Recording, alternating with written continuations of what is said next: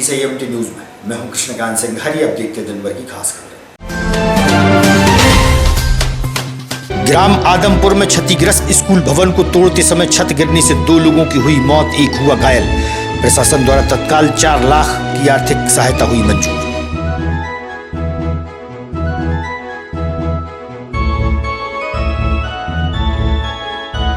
सड़क सुरक्षा संबंधी बैठक का हुआ आयोजन कलेक्ट्रेट के सभागार में। कलेक्टर सहित लोक यांत्रिकी विभाग रहा मौजूद।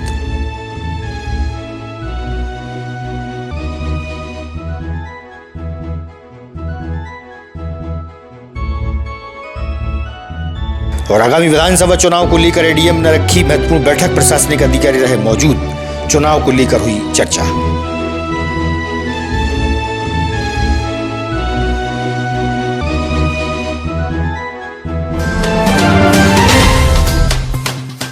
अब खबर विस्तार से। आज विदिशा जिले के ग्राम आदमपुर में उस समय एक बड़ा हादसा हुआ जब एक पुराने स्कूल की बिल्डिंग को तोड़ते वक्त छत गिर जाने से कुछ लोग बिल्डिंग के नीचे ही दब गए।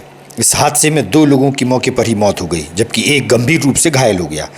विदिशा के ग्राम आदमपुर गांव में स्कूल की बिल्डिंग जो काफी समय से क्षतिग्रस्त थी, बिल्डिंग को गिराने का काम किया जा रहा था। 3 मजदूरों द्वारा बिल्डिंग को गिराया जा रहा था। उसी समय क्षतिग्रस्त स्कूल की बिल्डिंग की छत भर कर नीचे गिर गई। इस मौके पर विधायक शशांक भार्गव व क्षेत्रीय भाजपा नेता मुकेश टंडन भी पहुंचे।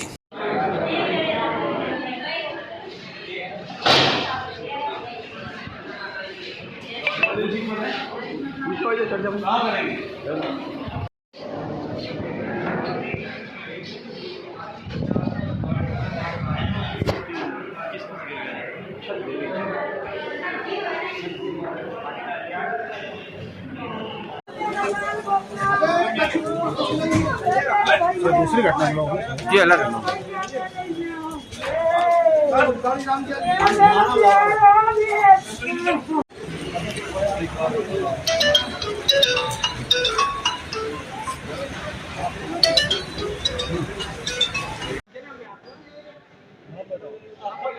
अमर अली आदमपुर। जमीन खत्म हो गया लड़का जी। 2 छत गिर गई स्कूल की, मजदूरी करने जी। सरकार ने कोई मदद दी आपको? अभी तो कोई मदद नहीं की।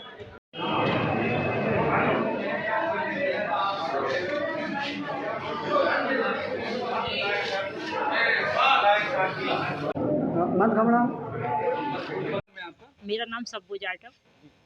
किस संबंध में आपने ज्ञापन सौंपा? आउटसोर्स क्या समस्या क्या आप लोगों हमें नियमित किया जाए हम लोगों के लिए। मजदूर काम कर रहे हैं, 3 मजदूर, तो बिल्डिंग की छत गिर गई, दीवार और छत गिर गई। पुरानी छत थी, पुरानी सर वो पुरानी थी, उसका आदेश भी था गिराने का। वो बिल्डिंग को जर्जर थी, तो वो मटेरियल हटा रहे थे कुछ। लोग हटा रहे थे। ये अवध खां और एक जमील खां, एक असद, 3 लोग। गिरने का एक मामला है। पेशेंट आए हैं, 3 पेशेंट आए थे।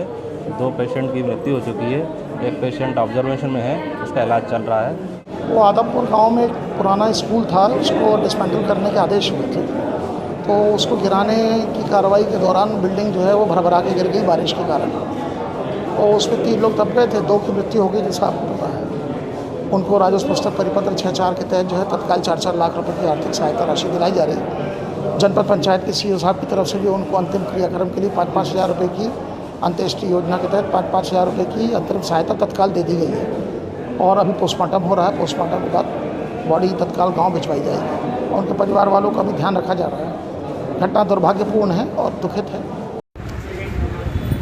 आदमपुर में जो दुर्भाग्यपूर्ण हादसा हुआ है बहुत दुखद है। मध्य प्रदेश के माननीय मुख्यमंत्री जी बहुत संवेदनशील हैं। उन्होंने तत्काल जिला प्रशासन को यह आदेश दिया है। हमने भी कलेक्टर से बात की, 4-4 लाख रुपए तत्काल उस परिवारों को आर्थिक सहायता मिले। जो घायल है उसको भी मदद मिले। विदिशा विधायक शशांक भार्गव जी द्वारा इस दुखद घटना में भी राजनीति करना और भी ज़्यादा दुर्भाग्यपूर्ण है। बिल्डिंग 2002 और 3 में बनी। विधायक जी द्वारा बयान जारी करके कहा जा रहा है कि 7 और 8 में बनी। भ्रष्टाचार उसके निर्माण में हुआ था, तो विधायक जी वो बिल्डिंग 2 और 3 में बनी थी। मैं धन्यवाद देता हूं कि आपने उस बिल्डिंग में हुए भ्रष्टाचार को स्वीकार किया है। उस समय तत्कालीन दिग्विजय सिंह जी की सरकार थी, भारतीय जनता पार्टी की सरकार दिसंबर 2003 में बनी थी। ऐसे समय भी राजनीति करना बहुत ही दुखद और दुर्भाग्यपूर्ण है। विधायक जी, आपको उस परिवार के साथ संबल बांधना था, साथ में उसको हिम्मत मिले ये बात करना थी, बल्कि आप उस पर भी राजनीति कर रहे हैं। ऐसा राजनीति में करना बहुत ही दुर्भाग्यपूर्ण है। और विधायक जी अपनी जानकारी बिल्कुल ठीक कर लें, वो 2002 और 3 में बनी थी। और ऐसी घटनाओं के प्रति माननीय शिवराज जी की सरकार बहुत संवेदनशील रहती है, हमेशा परिवार के साथ जो है खड़ी रहती है। इस दुखद घटना में आज भी क्रम है आदमपुर में जो घटना हुई उसको लेकर क्या करेंगे? आज आलमपुर में बड़ी दुखद घटना हुई। 2008 में निर्मित एक स्कूल जिसकी बिल्डिंग गिरा रहे थे, उसमें हमारे 2 साथी आबिद भाई और जमील भाई का देहावसान हो गया और एक बेटा उनका घायल है। वैसे तो अब नई टेक्निक है कि जब भी कोई पुरानी बिल्डिंग गिराते हैं तो मशीनों से गिराई जाती है, लेकिन ये सरकार की लापरवाही है कि कोई जिम्मेदार आदमी ना होते हुए उसका ठेका देके उसको तोड़वाया जा रहा था। और बिल्डिंग जैसा बता रहे हैं कि 2007-8 में बनी, 15-20 साल में बिल्डिंग जर्जर हो गई। ये भी विचारणीय प्रश्न है कि 50% मामा की सरकार में शुरू से ही घटिया निर्माण हो रहा है, जिसकी वजह से आज ये हादसा हुआ। मैं जिला प्रशासन से मैंने बात की है, तो उन्होंने संबल योजना के अंतर्गत 4-4 लाख रुपए की सहायता राशि देने का वायदा किया है। और मेरी विधायक निधि तो ख़त्म हो गई है, लेकिन मैं अपने पास से दोनों व्यक्तियों को 10-10 हज़ार रुपये की चेक दूंगा, जिससे कि उनको। जिला कलेक्ट्रेट के सभागार में सड़क सुरक्षा संबंधी बैठक आयोजित हुई। बैठक में कलेक्टर उमाशंकर भार्गव सहित वरिष्ठ प्रशासनिक अधिकारी शामिल रहे। पीडब्ल्यूडी अधिकारी से इस विषय पर चर्चा हुई। सड़क सुरक्षा को लेकर गहन चर्चाएं की गईं।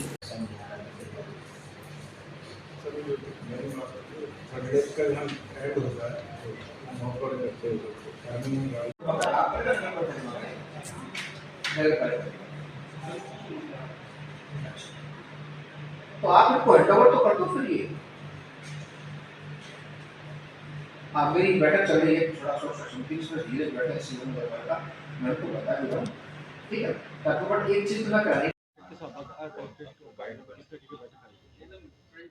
आज सड़क सुरक्षा से संबंधित बैठक थी, जिसमें मैं सदस्य सचिव हूँ। माननीय अध्यक्ष महोदय, माननीय कलेक्टर महोदय द्वारा और एवं सभी सदस्यों के साथ जो चर्चा हुई, उसमें दुर्घटना संभावित क्षेत्र एवं कम से कम दुर्घटनाएं हों, उन बिंदुओं पर चर्चा की गई। साथ ही जहां भीड़ भाड़ वाले इलाके एवं चौराहों पर साइन बोर्ड और जहाँ क्रॉसिंग होती है वहाँ पर साइनेज लगाने, रिफ्लेक्टर डिवाइडरों पर रिफ्लेक्टर लगाने आदि पर चर्चा हुई, जिससे कि लोगों को कम से कम दुर्घटनाओं हो सके। धार जिले के सागौर में बागेश्वर धाम के लिए संस्कार और संस्कृति को बचाने के उद्देश्य से बागेश्वर धाम के भक्त करीब 600 किलोमीटर की दूरी तय कर रहे हैं। पदयात्रा के विदिशा से गुजरते समय नगर के धर्म प्रेमी के आचार्य के निवास पर रुकी, जहां उनका स्वागत व सम्मान किया गया। पदयात्रा में शामिल धर्म प्रेमियों से हुई चर्चा।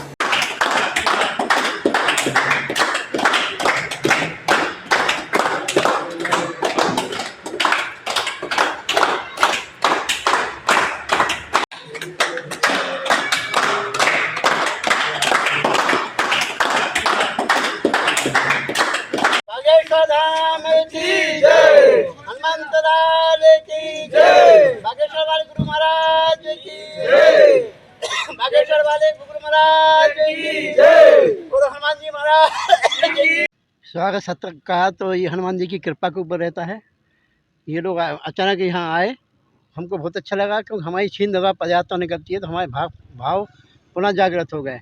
और ऐसा लगा कि ये इतना कठिन वहाँ से निकाल रहे हैं। हम तो बहुत छोटी यात्रा निकालते हैं, इनके कार्य से हम बहुत प्रभावित हैं। और बागेश्वर धाम हनुमान जी महाराज से प्रार्थना करते हैं इन सभी भक्तों की पूरी मनोकामना पूर्ण होए और बच जाइए। मेरा नाम राजू पंडित, पीतमपुर नगर पालिका क्षेत्र के सागौर नगर से निवासी हैं। धार जिले के रहने वाले हैं सभी। पदयात्रा है आप, कौन सी पदयात्रा है, क्या उद्देश्य इसका, कितने किलोमीटर का इसे पद यात्रा? यह पदयात्रा हम गदा पदयात्रा के नाम से निकाल रहे हैं, जो मूल रूप से हम जो हमारे संस्कार, संस्कृति और कर्तव्य को भूल रहे हैं, उस उद्देश्य के हिसाब से यह यात्रा हम निकाल रहे हैं। और पिछली 5 तारीख से यह यात्रा प्रारंभ हुई है, जिसमें पहला हमारा पड़ाव देवास शहर में था, दूसरा पड़ाव सीहोर शहर में था और तीसरा पड़ाव यहाँ विदिशा शहर में आज हमारा हुआ। ये यात्रा कहाँ जा रही है? ये यात्रा बागेश्वर धाम तक पैदल यात्रा जा रही है, गोटा लेकर। कितने लोग, मतलब कितने भक्तगण शामिल हुए हैं? इस यात्रा में 40 भक्त शामिल हैं। आउटसोर्स कर्मचारियों ने अपनी समस्याओं को लेकर मुख्यमंत्री के नाम ज्ञापन जिला प्रशासन को सौंपा है। कर्मचारी संगठन के अध्यक्ष ने मीडिया को दी जानकारी। जिला अध्यक्ष हूँ। हमारे लगभग सभी विभागों में आउटसोर्स द्वारा काम कर रहे हैं। उन लोगों को नियमित करने का एक हम सब ने आउटसोर्स ने लक्ष्य रखा है, जो कि हर विभाग में, विद्युत विभाग में हो, नगर पालिका में, कलेक्ट्रेट में, इलेक्शन में, पूरे मध्य प्रदेश में 12 लाख कर्मचारी, जो कि 10 तारीख को महापंचायत है भोपाल में और शाहजहानी पार्क में। इसका बहुत बड़ा आंदोलन है। सीहोर से तिरंगा यात्रा आ रही है बहुत बड़ी, जो कि पैदल चल के शाहजहानी पार्क में 9 तारीख को आएगी और 10 तारीख को मेरा नाम सब्बू जाटव। किस संबंध में आपने ज्ञापन सौंपा है? आउटसोर्स क्या समस्या क्या आप लोगों में नियमित किया जाए हम लोगों के लिए। कलेक्ट्रेट के सभागार में आगामी विधानसभा चुनाव को लेकर महत्वपूर्ण बैठक आयोजित की गई, जहां एडीएम द्वारा प्रशासनिक अधिकारियों को आवश्यक दिशा निर्देश दिए गए हैं और चुनावी चर्चाएं की गईं।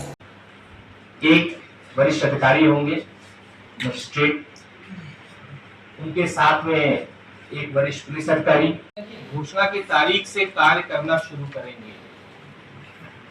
जिस दिन निर्वाचन की घोषणा होगी उस दिन से उड़न दस्ते बंद कर दिया, जीपीएस बंद कर दिया, जानबूझ कर दिया ऐसा। तो ऐसी स्थिति में ऑब्जर्वर नाराज भी होते हैं और वो अपनी रिपोर्ट में गलत रिपोर्ट भी अंकित कर सकते हैं। होता है कि विधानसभा के कंट्रोल रूम से भी हमको कोई इंफॉर्मेशन मिली है, चाहे सभा रैली जुलूस की भी हो सकती है और अन्य प्रकार की भी हो सकती है, तो उस शिकायत को हमको जाकर वहाँ पर वेरीफाइड करना है। तो वहाँ पर यदि हमको कोई सभा मिलती है बिना परमिशन की मिलती है या परमिशन की होगी, तो आपको सारी चीजें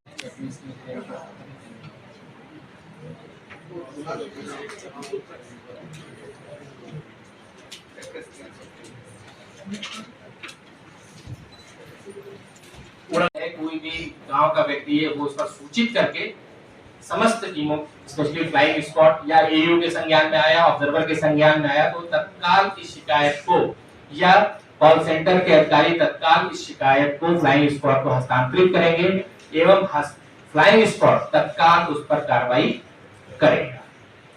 बक्सरिया क्षेत्र झील कुआ के पास स्थित हनुमान मंदिर में श्री कृष्ण जन्माष्टमी बड़े धूमधाम से मनाई गई।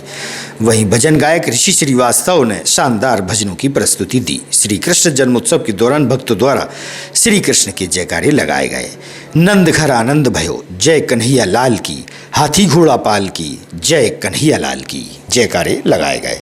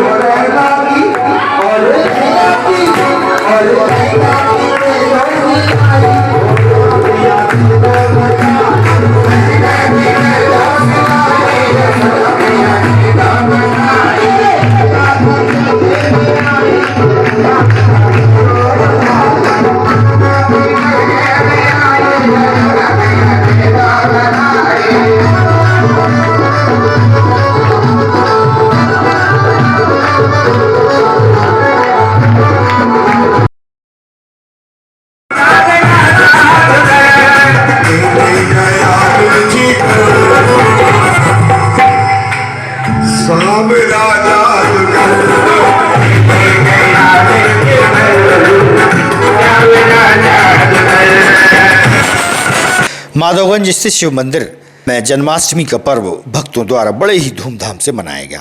बड़ी संख्या में धर्म प्रेमी पहुंचे और भगवान श्री कृष्ण का जन्म उत्सव हर्षोल्लासपूर्ण तरीके से मनाया गया। श्री कृष्ण की भक्ति में भक्त लीन रहे।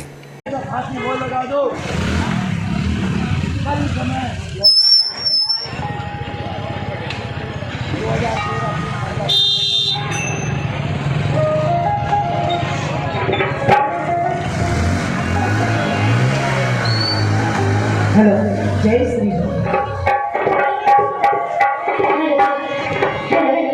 जय जय श्री राधे, जय जय श्री राधे।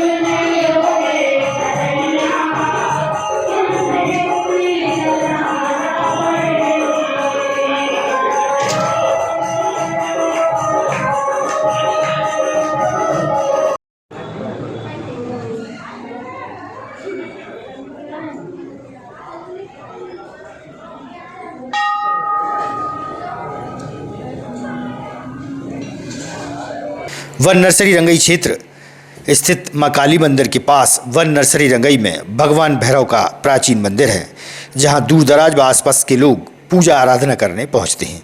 सन 1965 से यहां पर पूजा आराधना होती चली आ रही है। मंदिर में दूसरा ताला डाले जाने के विरोध में श्रद्धालु वन विभाग अधिकारी के पास पहुंचे और डीएफओ को उन्होंने शिकायती आवेदन सौंपकर उन्होंने स्टाफ को बदलने की मांग भी की है।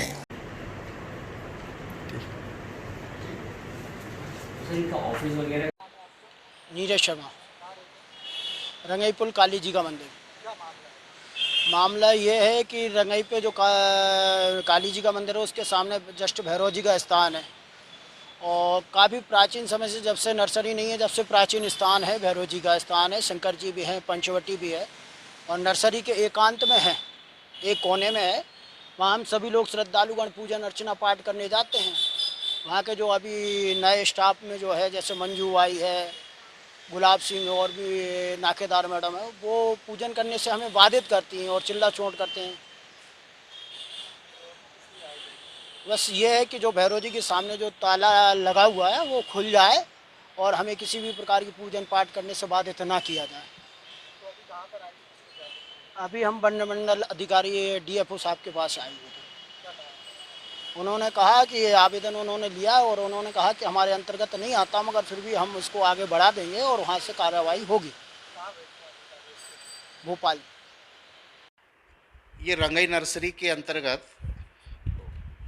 एक ज्ञापन दिया गया है। ज्ञापन में चूँकि ज्ञापन में ये कुछ वहाँ पे कोई मंदिर है, मंदिर में पूजा पाठ के लिए जाते हैं, तो वहाँ कहीं ये रंगई नर्सरी वालों ने गेट लगाया है। इस संबंध में एक ज्ञापन दिया गया है। ज्ञापन चूँकि ये वन अनुसंधान विस्तार वानिकी के अंतर्गत है और इस ज्ञापन को मैं अपने स्तर से संबंधित विभाग को डाक द्वारा भेज दूंगा इस कार्रवाई के लिए। Thank you. आज बूथ क्रमांक 151 राशिदा खान 150, सीमा शर्मा 149, अनीता हरवर 148, रानी सेन द्वारा परियोजना अधिकारी संजय सिंह के मार्गदर्शन में जत्रपुरा राघव जी कॉलोनी के लोगों को मतदान के प्रति जागरूक करने हेतु मतदाता जागरूकता कार्यक्रम का आयोजन किया गया। सभी लोगों को निष्पक्ष निर्भीक होकर वोट डालने की शपथ दिलाई गई। लोगों को अधिक से अधिक छूटे हुए मतदाताओं के नाम मतदाता सूची में जुड़वाने हेतु प्रेरित किया गया।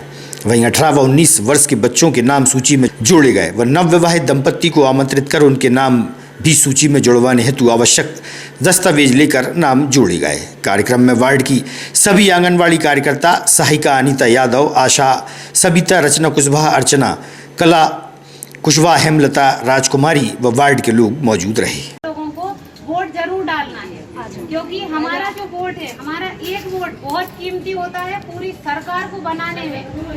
हम ही जिम्मेदार हैं, सरकार खुद नहीं बन जाती है।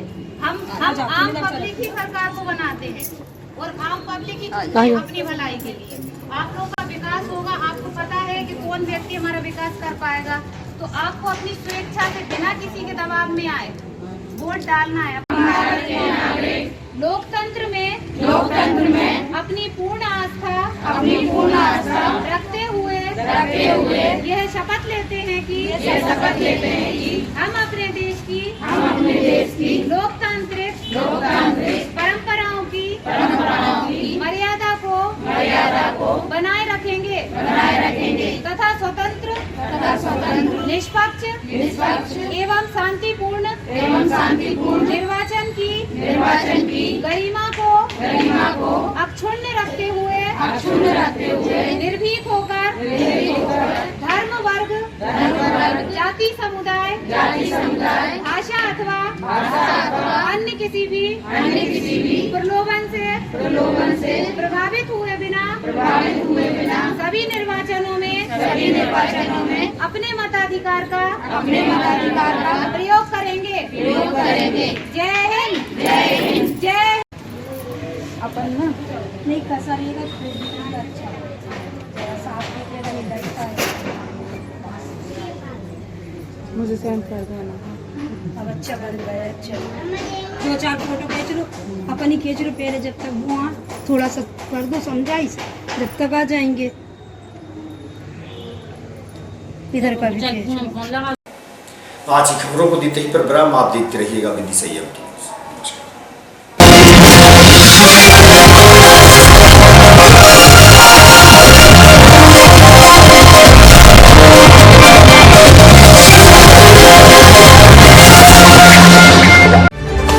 खबरों में फिलहाल शहर की ताज़ा तरीन खबरें अब आपके मोबाइल पर भी उपलब्ध है।